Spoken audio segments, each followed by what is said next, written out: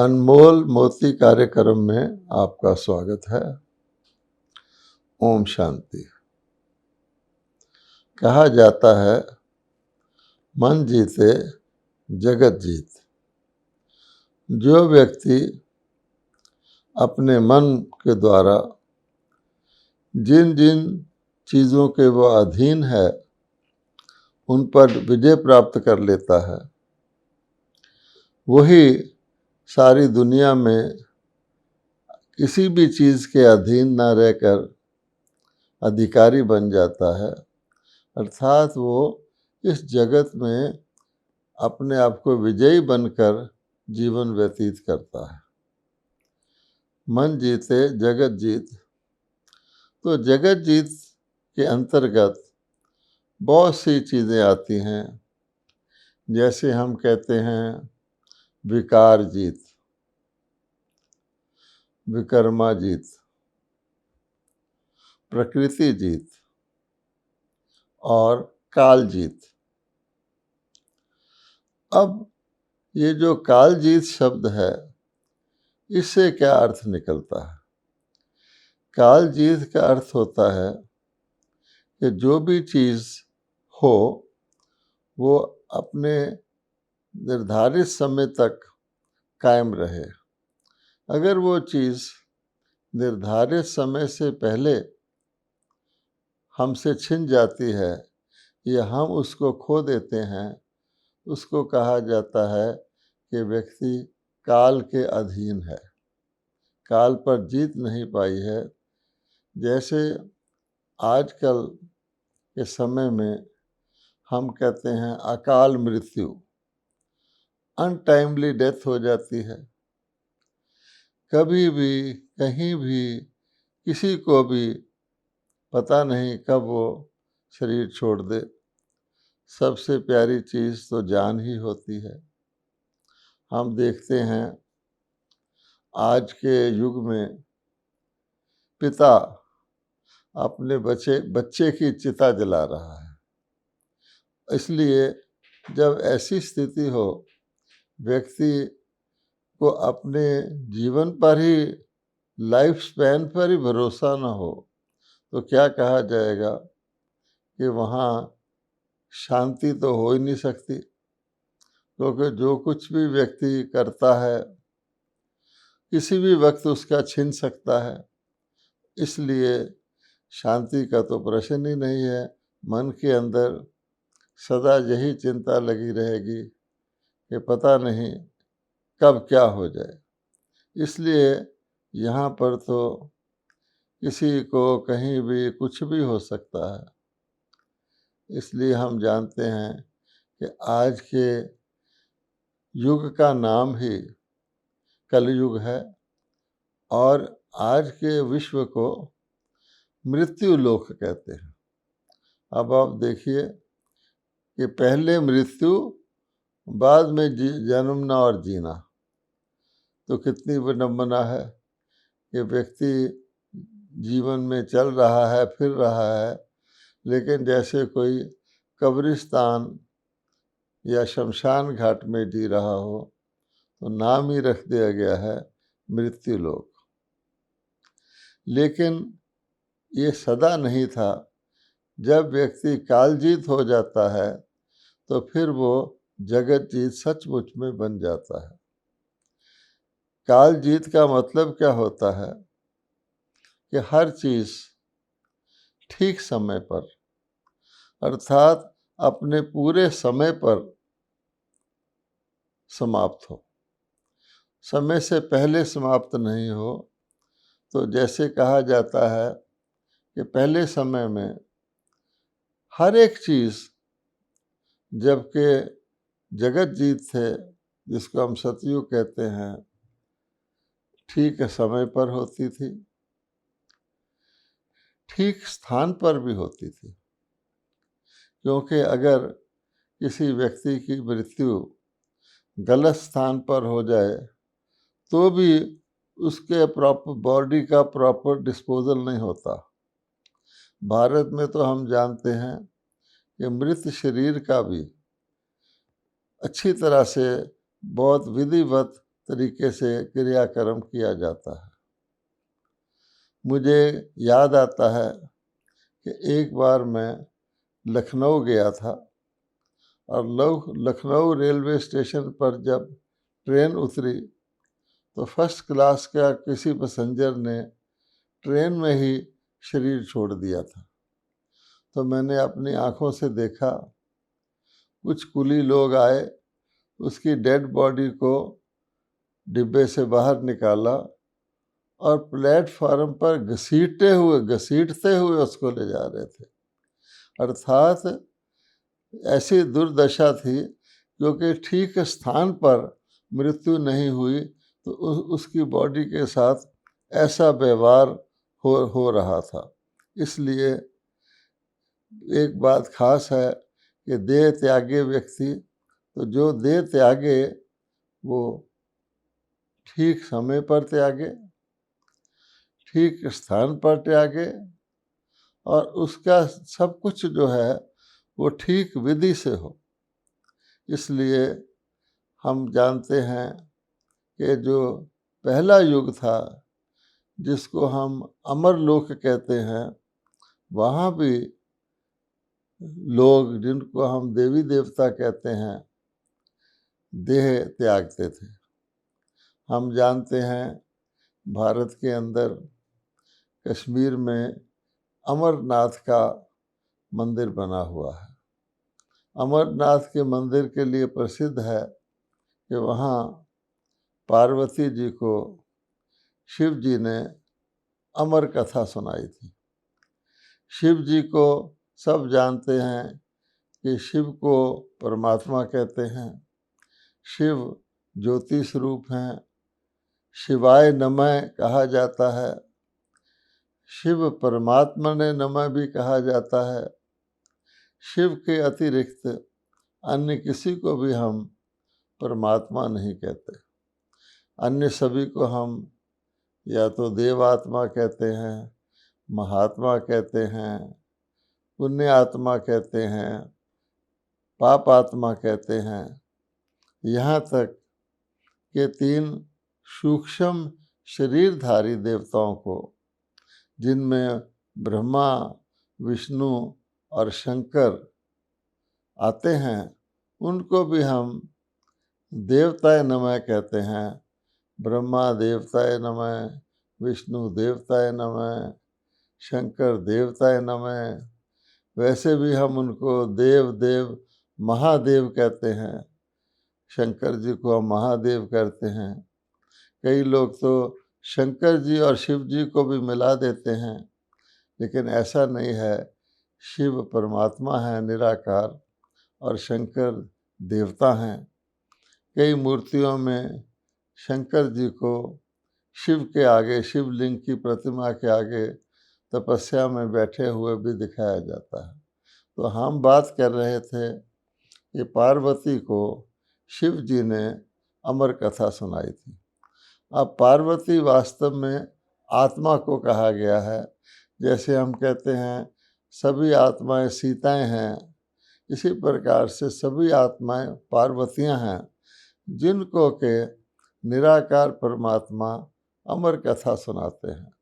अर्थात उनको ये बताते हैं कि वास्तव में तुम मरते ही नहीं हो। इसलिए आप देखेंगे किसी भी देवी देवता के लिए जो उस अमर कथा सुनने के बाद अपने आप को आत्मा समझकर जीते हैं, उन किसी भी देवी देवता के लिए ये मुंह से ही नहीं निकलता है, कोई कहता ही नहीं है कि वो मर गया। क्या कोई कहेगा श्री लक्ष्मी या श्री नारायण मर गए या उनकी मृत्यु हो गई? नहीं कहेगा। तो इसलिए ये जो देवी देवता है, ऐसे नहीं कि वो देह नहीं त्यागते, लेकिन कहा जाता है उन्होंने देह त्याग दी, लेकिन ये कोई नहीं कहता कि वो मर गए। तो कारण क्या हुआ कि उनकी कभी भी किसी भी देवी देवता का जो देह त्याग है वो समय से पूर्व नहीं होता। सभी ना केवल निरोगी काया रखते हैं, किसी भी प्रकार की बीमारी से, रोग शोक से सदा के लिए मुक्त होते हैं, कभी ग्रसित नहीं होते, बल्कि मृत्यु के समय, जिसको हम कहते हैं देह त्यागने के समय भी, उनका देह त्याग और ही तरीके से होता है। जैसे यहाँ के लोग देह त्यागने समय तो दुखी होते ही हैं, उससे तो उनको बहुत डर लगता है, लेकिन जीवन काल में भी अनेक प्रकार के दुख भोगते रहते हैं। लेकिन देवी देवताओं का देह त्यागना एक अलग ही तरीके से होता है। अब वो तरीका क्या है, हम जानते हैं कि जैसे कोई व्यक्ति रात को सोता है, तो जब वो जागते जागते सो जाता है, नींद में चले जाता है, उस मोमेंट का उसको पता नहीं लगता, मैं कब अशरीरी हो गया, मैं सो गया। इसी प्रकार से सुबह व्यक्ति उठता है, वो जब उठता है तो अचानक उसकी आँख खुलती है और वो अपने आप को देह में महसूस करता है। अगर इसी प्रकार से किसी व्यक्ति का देह त्याग हो कि वो जैसे सो गया हो और अगले जन्म में, अगली देह में वो इस प्रकार से चला जाए जैसे जाग गया हो, और वो भी बहुत सुखद रीति से। कहा जाता है कि देवी देवताओं को तो अपनी आने वाले शरीर का पहले से ही पूर्व साक्षात्कार हो जाता था। अब आप नई ड्रेस पहनने वाले हैं, आप नया चोला लेने वाले हैं। तो जैसे किसी को नई चीज़ की प्राप्ति होती है, तो वो प्राणी को ऑटोमेटिकली त्याग देता है खुशी खुशी। इसी प्रकार से वहाँ देह त्याग भी सुखद होता है। इसलिए कहा जाता है उस ज़माने की यादगार आज कलयुग में भी चली आती है। आज भी आप देखेंगे, अगर कोई व्यक्ति पूरी आयु भोग कर या लंबी आयु तक जीवित रहकर शरीर त्यागता है, तो उसका अर्थी उस प्रकार से नहीं बनाई जाती, रोना पीटना नहीं होता, लोग दुखी नहीं होते, बल्कि उसकी जो अर्थी सजाई जाती है उसको विमान कहा जाता है, और उसको अच्छी तरह से सजाया जाता है। उसके ऊपर गुब्बारे लगाए जाते हैं, फूल लगाए जाते हैं, और जब वो चलती है तो उसके आगे लोग जो हैं पैसे फेंकते हैं, फूल फेंकते हैं। अर्थात उसने पूरी आयु भोग करके इस कलयुग में भी देह त्याग किया है। लेकिन हम जानते हैं, यद्यपि यहाँ कुछ कुछ लोगों की आयु लंबी हो जाती है अपने डिसिप्लिन के कारण या अपने कर्मों के कारण, लेकिन जीवन काल में ऐसा नहीं कि वो सदा सुखी रहते हैं, बल्कि कई तो अंत के समय पर अति दुखी होते हैं, और वो सोचते हैं, लोग आके उनको कहते हैं आपको बहुत मुबारक हो, आप बहुत खुशनसीब हो, आप लंबी उम्र तक जिए हो, लेकिन अंदर से वो देह से दुखी होते हैं।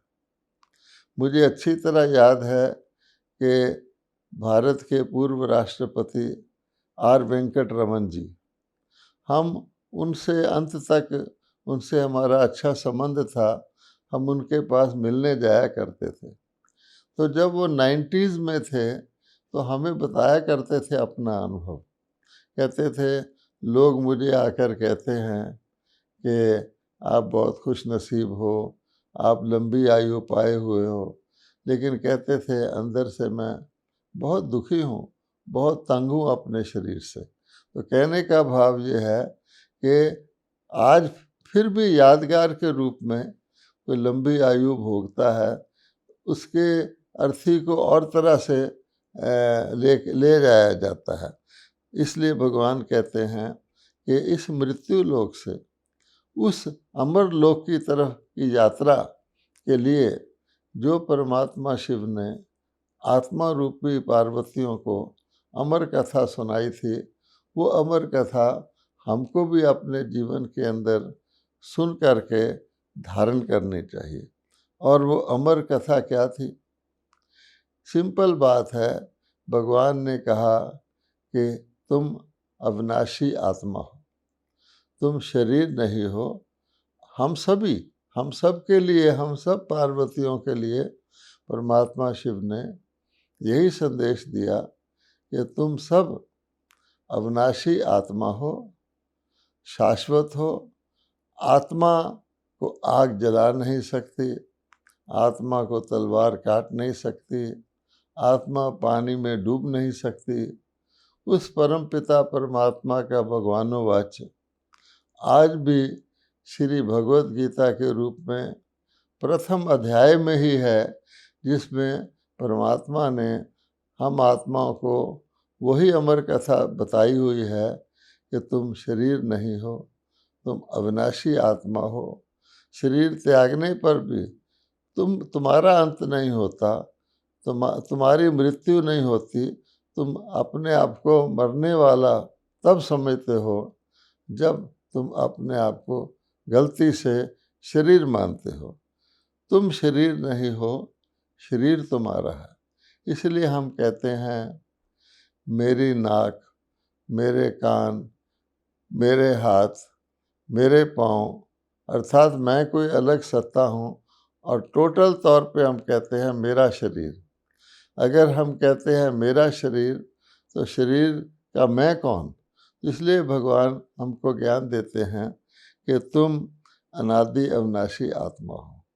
लेकिन फिर भी आज मनुष्यों को सबसे बड़ा डर और सबसे बड़ा भय मृत्यु का ही रहता है।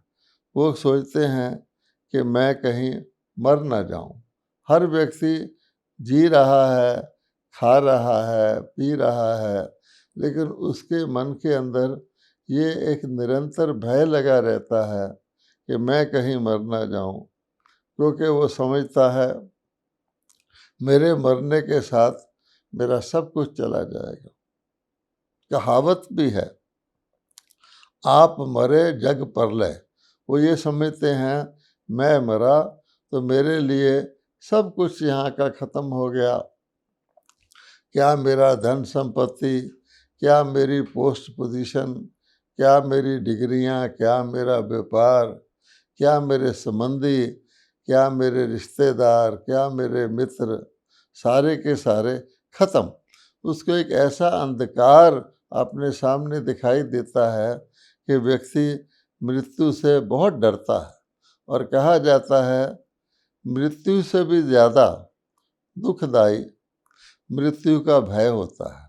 मृत्यु तो एक वक्त हो जाती है, लेकिन मेरी मृत्यु हो ना जाए, मैं मृत्यु से बच जाऊं, और ये जो भय है, और मृत्यु होगी तो मेरा सब कुछ चले जाएगा, ये भय आज के युग में, जबकि अकाल मृत्यु का युग है, हर व्यक्ति इस भय से अंदर ही अंदर चिंतित है। इसलिए भगवान आकर के शिव परमात्मा, जिसको भगवानुवाच आज गीता में भी उपलब्ध है, शिव परमात्मा हमको ये ज्ञान देते हैं कि तुम अविनाशी आत्मा हो, तुम्हारा कभी अंत नहीं होता, तुम शाश्वत हो। अब ऐसी बात है, अगर हमको पता भी लग जाए कि मैं अविनाशी आत्मा हूँ, देह नहीं हूँ, मैं शाश्वत हूँ, तो क्या व्यक्ति सचमुच मृत्यु के भय से आज के युग में जी सकता है, जीत लेता है मृत्यु के भय को? नहीं, क्योंकि इसके लिए अभ्यास चाहिए। हम जानते हैं कि शरीर और आत्मा बिल्कुल इस प्रकार से आपस में मिले हुए हैं, शरीर के बगैर आत्मा कुछ नहीं कर सकती, और आत्मा के बगैर शरीर मुर्दा है, शरीर बेजान है, क्योंकि शरीर आत्मा का माध्यम है।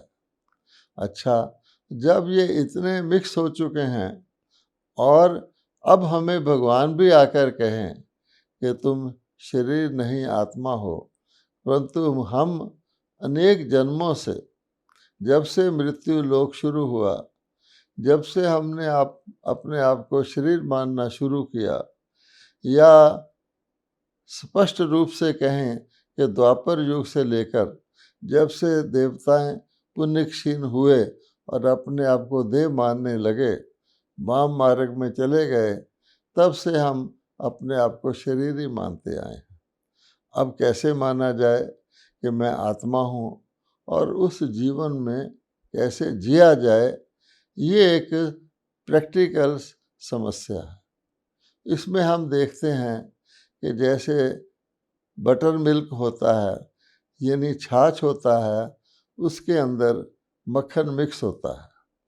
तो जब हम छाछ को चर्निंग करते हैं, छाछ को बिलोते हैं, तो क्या होता है कि धीरे धीरे धीरे धीरे उसके मंथन से मक्खन जो है अलग होना शुरू हो जाता है और फिर पूरी तरह से वो मक्खन छाछ के ऊपर, छाछ से निकलकर ऊपर आके तैरने लगता है।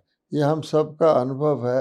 यद्यपि मक्खन देखने में भारी लगता है, मोटा लगता है, छाछ पानी की तरह पतली लिक्विड होती है, फिर भी मक्खन छाछ से हल्का होता है और वो ऊपर तैरता है।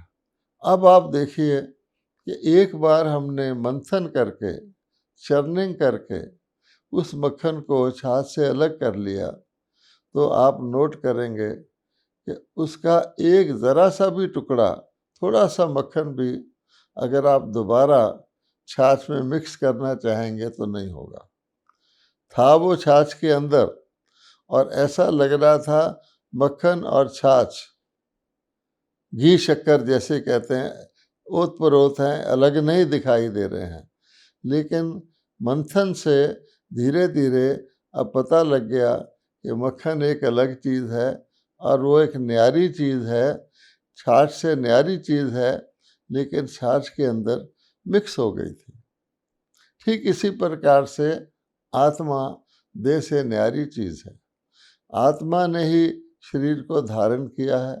बच्चे के रूप में हम जानते हैं कि जब पुतला तैयार हो जाता है, तब आत्मा उसके अंदर प्रवेश करती है, चुरपुर होना शुरू होता है माता के शरीर में, और फिर जब वो बच्चा बाहर आता है तो फिर वो आत्मा और शरीर इकट्ठे कार्य करते हैं। लेकिन जब परमात्मा हमें अविनाशी का ज्ञान देते हैं कि तुम मरते नहीं हो और मृत्यु का भय ही हमें सबसे बड़ा भय है, तुम तो आत्मा हो, तुम पिछले जन्मों के संस्कारों के अनुसार तुम्हारे अंदर जो संस्कार साथ आते हैं, तुमको ये जन्म मिलता है। इस जन्म में भी आप अपने संस्कारों के अनुसार ही शरीर के द्वारा सुख और दुख भोगते हो, और जब आप इस शरीर को त्यागते हो तो आपका कुछ भी चले नहीं जाता है, बल्कि आत्मा के साथ संस्कार के रूप में जाता है और उन संस्कारों के आधार पर ही आपको अगला शरीर मिलता है। इतनी सहज और सिंपल बात है कि व्यक्ति कुछ भी नहीं खोता। जैसे वृक्ष होता है, आम का वृक्ष है तो आम के बीज से वो पैदा होता है, बहुत बड़ा बढ़ जाता है, फल फूल देता है। जब वो सूख जाता है तो फिर उसमें से वो बीज निकलता है, जिससे अगला आम का वृक्ष तैयार हो जाता है। इस प्रकार से हमें अपने शाश्वत और अविनाशी होने का पता लगता है। अब भगवान कहते हैं इसके लिए अभ्यास करना होता है। तो जब हमको ज्ञान हो जाता है कि मैं आत्मा हूँ, शरीर नहीं हूँ, शरीर मेरा है, तो हम फिर अपने आप को आत्मा मान के चलते हैं कि मैं आत्मा इस शरीर को चला रहा हूँ। मैं आत्मा अपने हाथ को इंस्ट्रक्शन देता हूँ अंदर से कि ए हाथ तू उठ, तो हाथ उठता है। हाथ हैंडशेक के लिए भी उठता है, हाथ नमस्कार के लिए भी उठता है, हाथ आशीर्वाद देने के लिए भी उठता है और हाथ चांटा मारने के लिए भी उठ सकता है। लेकिन इस हाथ को इंस्ट्रक्शन देने वाला मैं आत्मा हूँ। तो जब हम खास तौर पे कॉन्शियसली इस बात का अभ्यास करते हैं कि मैं आत्मा इस शरीर को चला रहा हूँ, तो धीरे धीरे धीरे हम जो अपने आप को शरीर मानते रहे, अपने आप को मृत्यु को प्राप्त होना मानते रहते हैं, हमें मृत्यु का भय रहता है। धीरे धीरे हम उस भय को जीतते जाते हैं, विजय प्राप्त करते जाते हैं, और इसी को ही कहा जाता है काल जीत। तो इसलिए जगत जीत बनने के लिए हमें विकार जीत बनना है, विकर्मा जीत बनना है, प्रकृति जीत बनना है, माया जीत बनना है, तो काल जीत भी हमें बनना है। ओम शांति।